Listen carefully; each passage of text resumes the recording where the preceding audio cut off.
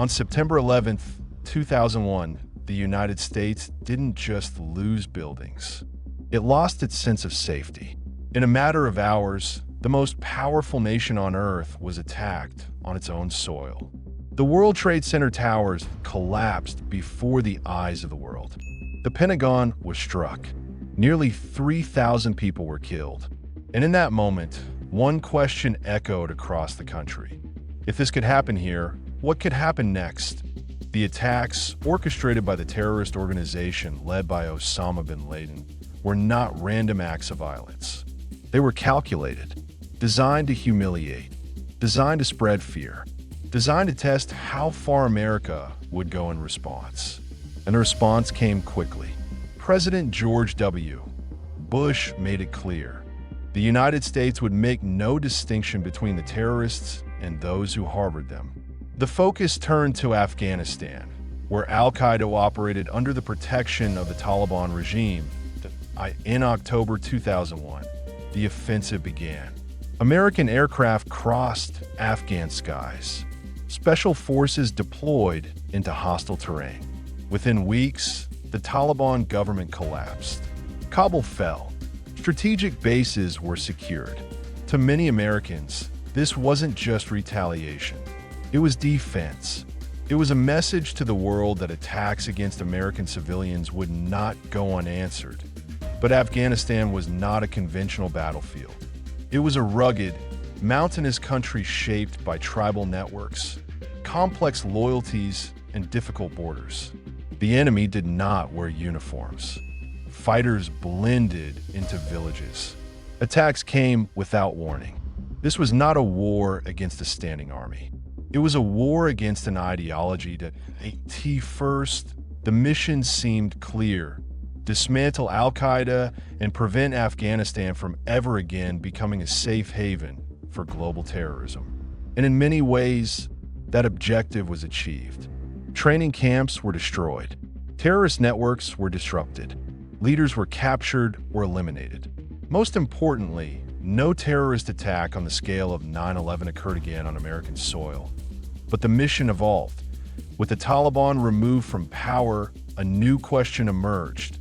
What happens next? Leaving a power vacuum could allow extremism to return even stronger. So the mission expanded.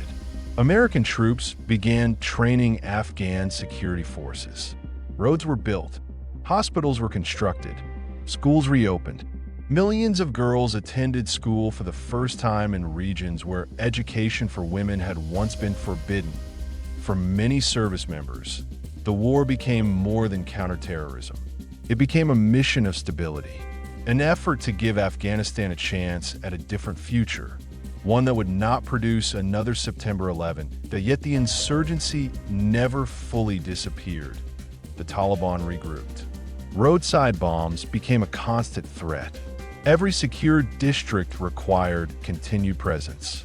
Every gain demanded sacrifice. And back home in the United States, debate intensified. How long is long enough?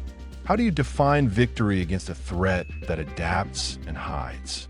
How much time does it take to ensure that another catastrophic attack never happens again? In 2011, nearly 10 years after the war began, a major turning point occurred. In a covert U.S. Special Operations mission inside Pakistan, Osama bin Laden was killed. For many Americans, it felt like justice. The man responsible for the attacks of 2001 was gone. The original mission had come full circle, but Afghanistan itself remained fragile. Over 2 decades, more than 800,000 American service members deployed to the country. Thousands were wounded. More than 2,000 lost their lives. For their families, this war is not a statistic. It is personal.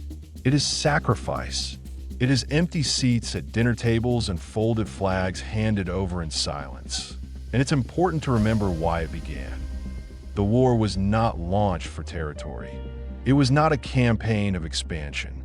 It was a response to a direct attack that killed thousands of civilians in a single morning. After September 11th, American leadership faced an impossible decision. act beyond its borders, or risk allowing extremist networks to operate freely. The choice was clear. Take the fight to the source of the threat. Disrupt attacks before they could be planned. Make it unmistakable that the United States would defend its people. As the years passed, presidents changed. Strategies shifted. Troop levels surged and then decreased. Negotiations were attempted. War fatigue grew within American society. After all, how long can a democracy sustain a distant conflict? How do you measure success in a war without a clear finish line? In 2021, after agreements and a gradual drawdown of forces, the United States officially ended its military presence in Afghanistan. The Taliban returned to power. Images from the airport in Kabul spread across the world. For some, those scenes felt like a painful setback. For others, it marked the necessary conclusion of America's longest war. But when we look at those 20 years, one honest question remains: what would have happened if the United States had done nothing in 2001? How many more attacks might have been planned from protected territory? How many more American lives could have been lost? For 2 decades, there was no second 9/11. Terrorist networks were weakened. Leaders were removed. Plots were disrupted. Global counterterrorism cooperation expanded. Intelligence capabilities improved. Homeland security systems transformed. The way America approaches national defense fundamentally changed. The war in Afghanistan was not simple. It was not linear. It was not without mistakes. But it was born from a moment when inaction seemed far more dangerous than action.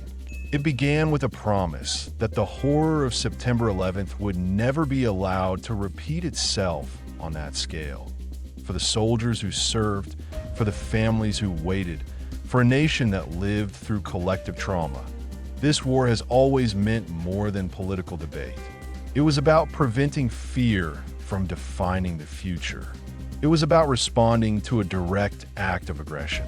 It was about protecting ordinary citizens who woke up on a Tuesday morning and never made a home point. 20 years is a generation. Children born in 2001 grew up in a country at war. Young recruits became seasoned veterans. The cost was high. The conversations continue. The opinions differ. But one fact remains. After September 11th, the United States chose to act. And maybe the real reflection is not simply whether everything unfolded perfectly. Maybe it's remembering the atmosphere of that moment. A wounded nation, a declared enemy, and a decision that would shape the next 2 decades of American history. The war in Afghanistan became the longest war in American history. Complex, controversial, painful, yet rooted in one fundamental commitment: to protect the American people. And in the end, that has always been the central question. After everything that happened on that September morning, what would you have done?